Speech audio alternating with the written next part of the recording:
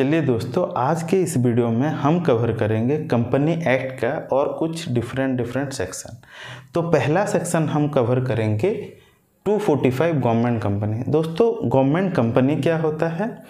Simple language में एक company जहां not less than 51% of paid up share capital held by government.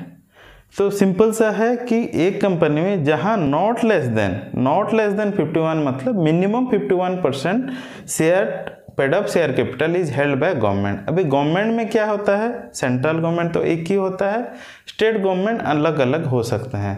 तो government मतलब कोई भी गवर्नमेंट, फुल्ली सेंट्रल गवर्नमेंट या फुल्ली स्टेट गवर्नमेंट या पार्शियली सेंट्रल गवर्नमेंट या पार्शियली स्टेट गवर्नमेंट।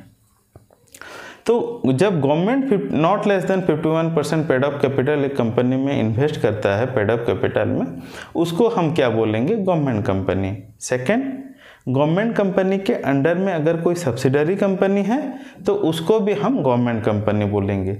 चलिए, लॉ क्या बोलता है? Government company any company in which not less than 51% of paid up share capital is held by the central government और bye any state government or governments or partly by central government or partly by one or more state government and includes a company which is a subsidiary of such government company। तो government company के under में कोई अगर subsidiary company है तो उसको भी हम गवर्नमेंट कंपनी का कैटेगरी में रखेंगे। Hope it is 100% clear. Next हमारा डेफिनेशन है 247 होल्डिंग कंपनी। दोस्तों, कंपनी एक्ट में होल्डिंग कंपनी और सब्सिडरी कंपनी का स्पेसिफिक डेफिनेशन उतना ब्रॉडली नहीं दिया है। आपको समझाने के लिए सिंपल सा फॉर्मूला है। मान लीजिए एक कंपनी है जिसको मैं होल्डिंग कंपनी बोलता हूँ और एक कंपनी को मैं सब्सिडरी कंपनी बोलता हूँ। ये दोनों में एक रिलेशनशिप आता है जिसको कि हम होल्डिंग कंपनी रिलेशनशिप बोलेंगे या सब्सिडरी कंपनी रिलेशनशिप बोलेंगे। तो जब एक कंपनी में मान लीजिए होल्डिंग कंपनी है, कंपनी का नाम है ए और सब्सिडरी कंपनी है बी, तो ये दोनों में जो रिलेशनशिप होगा होल्डिंग और सब्सिडरी का, वो कब एस्टेब्लिश होगा? जब ए कंपनी बी कंपनी का मिनिमम 51% शेयर हेल्ड करेगा तो ए कंपनी को हम बोलेंगे होल्डिंग कंपनी और बी कंपनी को ए कंपनी का सब्सिडरी कंपनी बोलेंगे। Hope it is clear. तो इस हिसाब से जब हम पहला सेक्शन भी पढ़े थे तब हम क्या पढ़े थे? जो एक कंपनी में नॉट लेस देन 51% अब पेड अप कैपिटल जब हेल्ड करता है गवर्नमेंट कंपनी, मतलब गवर्नमेंट कंपनी ये कंपनी का होल्डिंग कंपनी हो जाता है। तो जब गवर्नमेंट कंपनी का होल्डिंग कंपनी हो जाता है तो उसको हम गवर्नमेंट कंपनी बोलेंगे और नॉर्मल बाकी सब कंपनी को, जो कंपनी होल्डिंग का रिलेशनशिप में आता है उसको होल्डिंग बोलेंगे और जिसका शेयर वो रखा है उसको हम सब्सिडरी कंपनी बोलेंगे। Hope it is clear. Next है अंडर सेक्शन 247 इंडिपेंडेंट डायरेक्टर। दोस्तों, इंडिपेंडेंट डायरेक्टर का डेफिनेशन बहुत ही ब्रॉड है जिसका कि डिटेल डेफिनेशन रेफर किया है अंडर सेक्शन 149(5) में।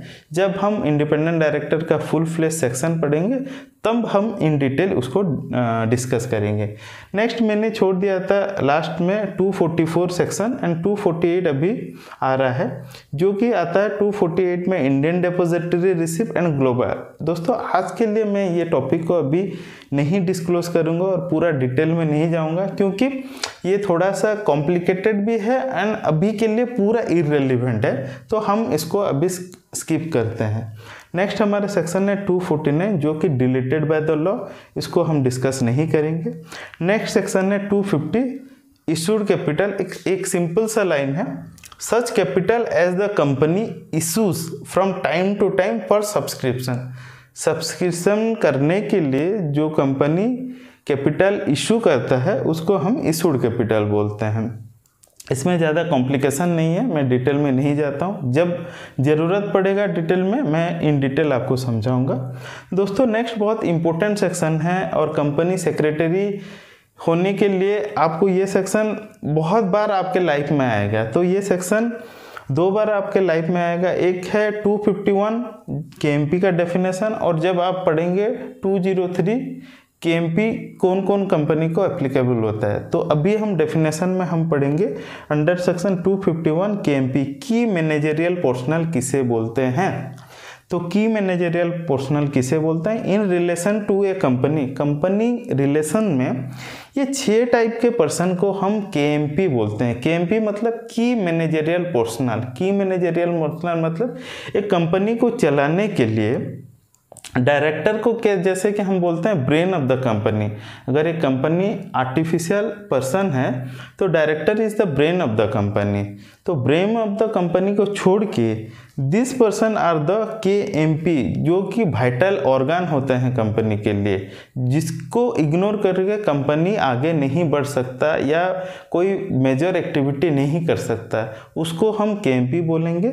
और कंपनी एक्ट में इसका बहुत रेलिवेंस है, तो आगे जाके हम डिटेल में पढ़ेंगे, बट आपको माइंड में ये 6 पर्सन को KMP बोला जाता है, ये माइंड में फिक्स करने का। तो पहला है द CEO। देखिए और एक चीज़ है कि हर एक KMP के आगे द लिखा हुआ है। द किसको, जैसे कि हम ग्रामर पढ़ते हैं कि those person who make the significant difference in the role, जिसका कि रोल बहुत सिग्निफिकेंट डिफरेंस है, जो कि बहुत इंपॉर्टेंट पर्सन है उनके सामने। तो the CEO, the chief executive officer of the company, the MD and the manager, इन लोगों को हम फर्स्ट कैटेगरी में KMP बोलेंगे। सेकेंड कैटेगरी में किसको बोलेंगे, द कंपनी सेक्रेटरी। हम कंपनी सेक्रेटरी को कंपनी एक्ट 251 के हिसाब से सेकेंड KMP की मैनेजरियल पर्सनल का डेजिग्नेशन दिया गया है। आप सोचिए एक कंपनी सेक्रेटरी को अगर सेकंड पोजीशन में दिया गया है तो आपको अपना नॉलेज कितना दूर तक अपडेट रखना है, एंड बोर्ड के साथ आप कैसे नॉलेज वाइज शेयर करेंगे, कैसे उनको प्रॉब्लम को सॉल्व करेंगे, यही आपको डेफिनेशन में सिग्निफाई करता है। तो आपका पोजीशन क्या है आप माइंड में स्टेबल कीजिए, उस हिसाब से पढ़ाई कीजिए और आगे बढ़ने के लिए ट्राई कीजिए कि आपका पोजीशन का और सिग्निफिकेंस को जैसे आप जस्टिफाई कर सको। चलिए आगे बढ़ते हैं। नेक्स्ट KMP होता है the WTD whole time director. Fourth में आता है the chief financial officer. Fifth में आता है सच अदर ऑफिसर। ये चारों पर्सन द CEO, ये एक कैटेगरी में आता है, the CEO, the MD and the manager, ये एक कैटेगरी में। दो कंपनी में कंपनी सेक्रेटरी, थर्ड कैटेगरी में WTD whole time director, fourth category में आते हैं द चीफ फाइनेंशियल ऑफिसर। ये चारों को छोड़ के such other officer not more than 1 level below the director. अगर एक डायरेक्टर एक कंपनी में full fledge whole time employment में है तो उनके 1 लेवल बिलो अगर कोई पर्सन है और उसको बोर्ड डेजिग्नेटेड करता है कि आप भी ये कंपनी का KMPO की मैनेजरियल पर्सनल हो, तो एज पर द सेक्शन 251 उनको हम KMP ले सकते हैं। And such other officer as may be prescribe. इसको अभी तक प्रेस्क्राइब नहीं हुआ है, ये जस्ट एक बैकअप सेक्शन है कि अगर कोई सच पर्सन आगे जाके अगर गवर्नमेंट सिग्निफाई करता है तो वो पर्सन भी KMP के डेफिनेशन में आ सकता है। तो आज के डेफिनेशन में ये 5 आएंगे। इसमें एक एग्जांपल बहुत सारे कंपनी में आप देखेंगे कि एनुअल रिपोर्ट के फर्स्ट पेज में चीफ HR को भी उनका नाम आता है। तो लोग पूछते हैं कि HR भी KMP हो सकता है क्या? यस, अगर अंडर सेक्शन 251 के हिसाब से वो HR का जो बंदा है या कोई भी ऐसा ऑफिसर जो एक डायरेक्टर का 1 लेवल बिलो हो और बोर्ड ने उसको KMP का दर्जा डेजिग्नेशन दिया हो, चाहे वो HR हो या कोई भी पर्सन इन द कंपनी हो, उसको हम KMP बोल सकते हैं। आई होप आज के वीडियो में आप कुछ नया चीज़ सीखे। ऐसे ही चीज़ सीखने के लिए stay tuned. Thank you so much for watching this video. Thank you.